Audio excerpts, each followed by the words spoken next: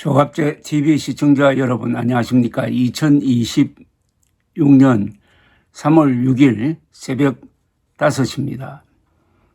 어제 서울 남부지법은 배현진 국힘당 의원에 대한 징계 효력을 정지시키면서 징계 사유에 관한 충실한 심의를 거치지 않고 균형을 벗어난 양정을 함으로써 징계 양정을 함으로써 재량권을 일탈, 남용한 중대한 하자가 있다면서 이로 인해 채권자에게 회복하기 어려운 손해가 발생할 우려가 있다고 밝혔습니다.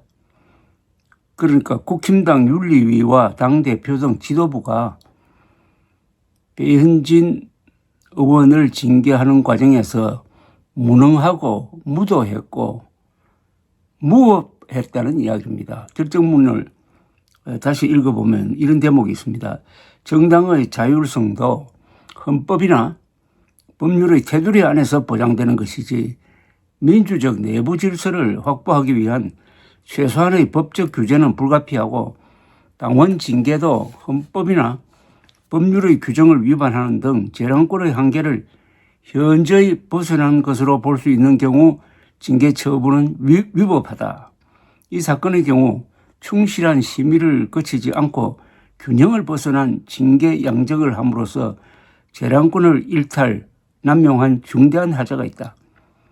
충실하게 심의도 하지 않고 징계 수준을 정하는데 균형이 없었다. 이런 이야기입니다. 이것은 장동혁 당권파가 무능하다는 이야기입니다. 불성실하다는 이야기입니다. 그런데 국힘당 당헌은 존립 목적을 헌정 질서와 헌법 정신 수호, 특히 자유, 공정, 공화, 민주의 가치를 지킨다고 했는데 장동혁 당권파의 윤석열 불법 계엄 옹호, 부정선거 음모론 비호는 이 당헌을 정면으로 위반합니다. 그러니까 이 당권파는 장동혁부터 이 제명감입니다.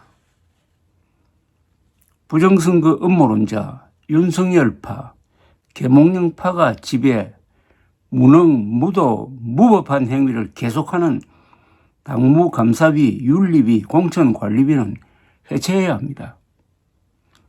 장동혁 대표의 은행은 국민에 대한 최소한의 예의를 포기한 무리한 행위로서 국민은 투표를 통하여 응징할 의무가 있습니다. 예의가 없다는 이야기입니다. 장동혁 당권파는 공당과 야당의 역할 그리고 사실상 선거를 포기하여 패거리로 가는 길을 선택을 했습니다. 사법부를 압박하는 악법 3법, 악법 3법을 통과시키지 못하도록 하는데 거의 신경을 쓰지 않고 그리하여 통과를 허용한 데는 이런 부분에서 가장 공격력이 강한 한동훈 전 대표를 제명함으로써 스스로 무장해제한 점도 한 원인입니다. 장동혁 당권파는 대법원, 헌법재판소, 선거관리위원회의 최종 판단을 거부함으로써 공화국의 적이 되고 있습니다. 문명건설의 핵심인 제도의 파괴자이고 국민의 짐, 더 나아가서 국민의 적입니다. 한동훈을 제명한 저주는 결국 거구가 장악한 공화국 적대 세력을 무너뜨릴 것입니다. 헌법과 당헌을 동시에 위반하고 상식과 예절을 무시하는 이들이 선거를 통하여 공직자가 된다는 것은 범죄적 집단의 국가기관 점거를 허용하는 겁니다. 국힘의 최고 선거운동은 장동혁을 밀어내고 한동훈을 비대위원장으로 세우는 것이 아닐까요? 국힘당 의원과 당원이 자구 노력을 포기하면 유권자들이 표로서 정리하는 수밖에 없습니다. 계란을 스스로 깨면 병아리가 되지만 사람이 깨면 계란 프라이가 되고 맙니다.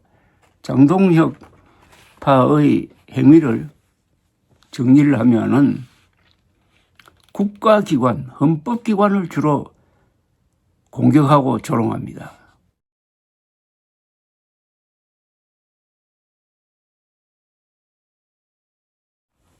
법원의 수많은 선거 관련 소송에서 부정선거가 없었다는 판결을 무시합니다. 그리고 선거관리위원회의 결정에 불복하고 있습니다. 이것은 공화국에 대한 도전입니다. 용서할 수가 없습니다. 그런데 그렇게 함으로써 야당 역할을 제대로 하지 못하고 여당의 폭주를 막지 못합니다. 그러니까 국가기관을 공격하면서 여당 견제는 포기하고 이 정당은 스스로 우리는 그냥 하나의 패거리 집단에 불과하다라는 것을 선언한 셈입니다. 그렇다면 국민들이 그들을 패거리 집단으로 보고 그냥 쓰레기 청소하듯이 해주는 수밖에 없다는 생각이 들 정도입니다. 감사합니다.